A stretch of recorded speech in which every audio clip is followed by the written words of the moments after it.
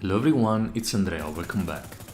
Today we take a look at the Mk18, a weapon available for the security just for the class Breacher.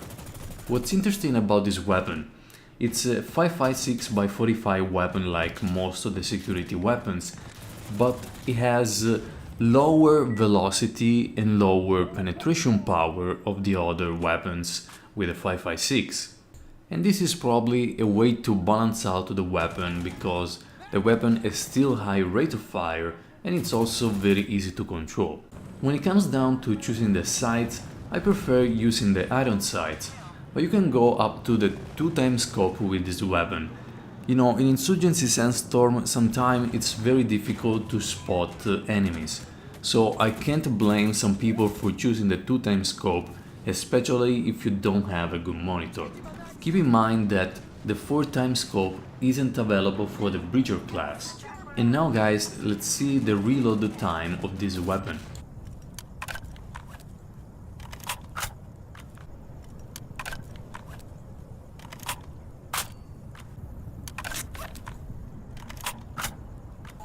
And as a Breacher, there's always a choice you must make.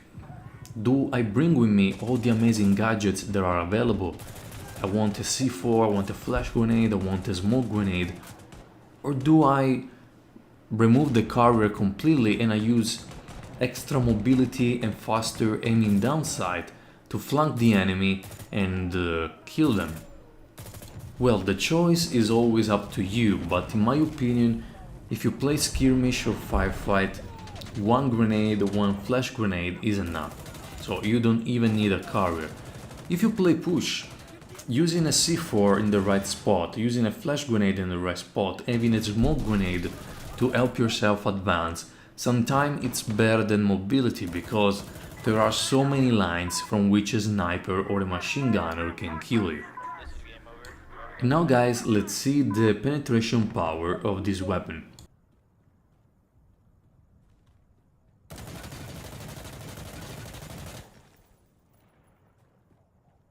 Okay, as I expected, you can penetrate good cover just once.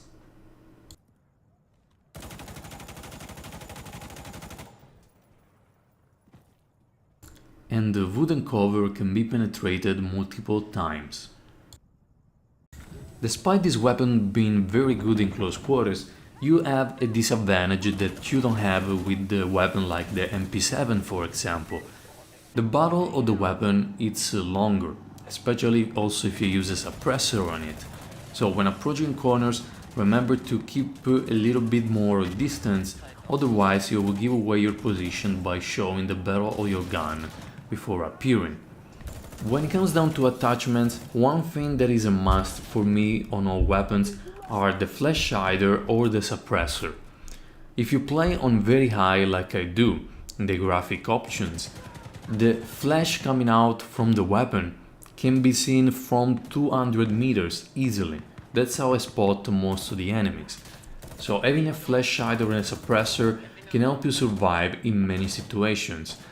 When it comes down to Foregrip and compensator, let's do a test and see which one is better. Okay, let's first see the recoil of the weapon without any attachments. First while standing and then while crouching.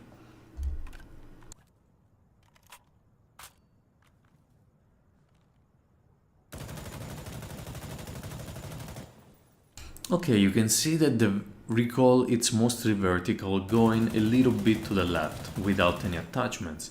Now the test is with the foregrip, and what you can see is that it seems like the foregrip by itself makes the recoil a bit more difficult to control because the weapons start going a bit left and right. And what you will see right now is that the compensator by itself it's better than the foregrip by itself, and this is the first test in which I recommend the compensator over the foregrip.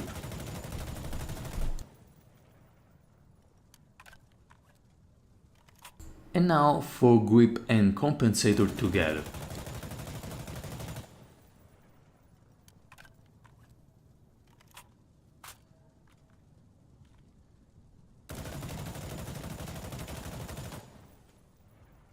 So you can see for grip and compensator the weapon becomes very easy to control, especially when crouching, to the point that new players won't have any problems in my opinion.